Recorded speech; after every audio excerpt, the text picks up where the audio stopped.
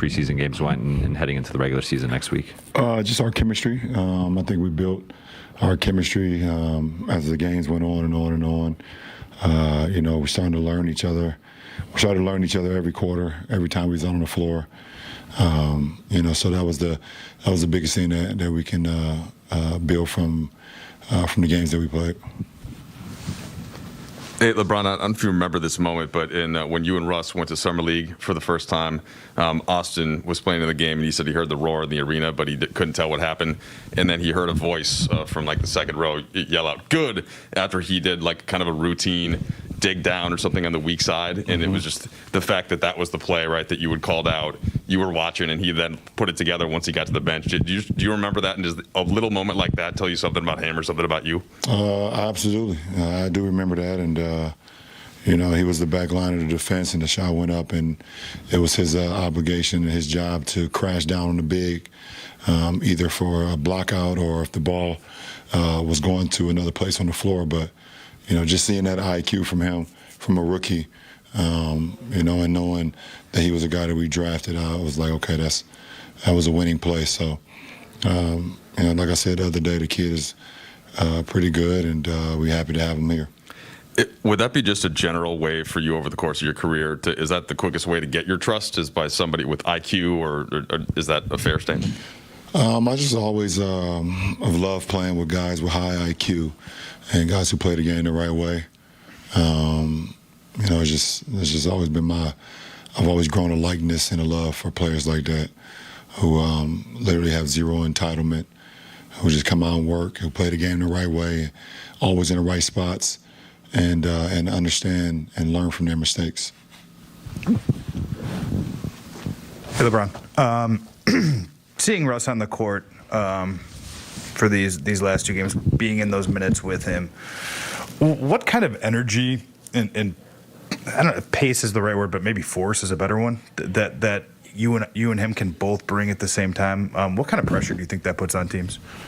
Well, one thing it does do, both of us on the floor, it takes a set of eyes or two eyes, set of two eyes off of us individually, and now when the ball is swung to us, we're able to just attack. We've grown so accustomed over the years of having, teams keying on us when we bring the ball in transition, defenses loading early, and not wanting us to get into the paint and break the defense down. But when both of us are on now different sides, if one of us are bringing the ball down and we get the defense shift on this side, quick swing to the other side, now we're able to go with not a set of 3 or 4 eyes looking at us. So it's just constant pressure that we're going to put on the defense. And it ultimately is going to help, AD. It's going to help our shooters. It's going to help everybody on the floor because we can break down the defense at a high level. Kyle? AD was talking about how in film sessions you guys have studied how chaos is playing a role in what you guys do, I guess, offensively. I was just curious for more context on that, what you think you've shown in the preseason with that and what the potential of that is. We're just trying to learn each other on the fly, fast track, how we can come together but not shortcut the process at the same time. So that's the main objective for our ball club, and we want to continue to do that every day. We get an opportunity tomorrow once again to learn some of the things that we did well from tonight, some of the things that we didn't do so well, and how we learn from that going into the next few days. So I look forward to that. Dave? LeBron, I got off the court question for you. The business news today that you guys shared with Spring Hill in terms of bringing in some new partners as investors, and them being, or several of them being, companies that you have long-standing relationships with. One, what's the meaning for you about that announcement? Like, what did that cause you to reflect on today? And two, does that have any sort of parallel to the fact that you would bring in companies to another company that you founded to be partners? Does that have any reflection or parallel to the way you kind of have approached basketball? Because you've had, dating back to St. Vincent St. Mary's days, you seem to share your success with your teammates, and that's been kind of how you've continued throughout the game. Well, I think the announcement today, was it was a huge announcement for our company. Obviously, for all 141 employees that we have, it's a big moment for all of them, for all of us. And I think I'm excited to be the leader of 141 employees at Spring Hill. We preach diversity every single day. We empower diversity. We empower our people, in our building, and we want to continue to do that. And the byproduct of that is being able to create great content, create, great, things for people that people like and that people want to be a part of. And that's what happened today. Being able to have partners that joined us, that want to be a part of the future with us, was a byproduct of how we empower our employees every single day and how they give back to us with their unbelievable minds, beautiful minds. So for myself and for Maverick and,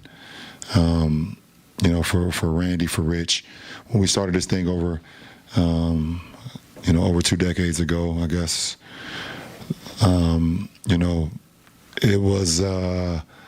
it was a lot of people who, and the majority, who believed that we would fail, said that I was making a huge mistake by, bringing in my friends to run the business side of what we wanted to do.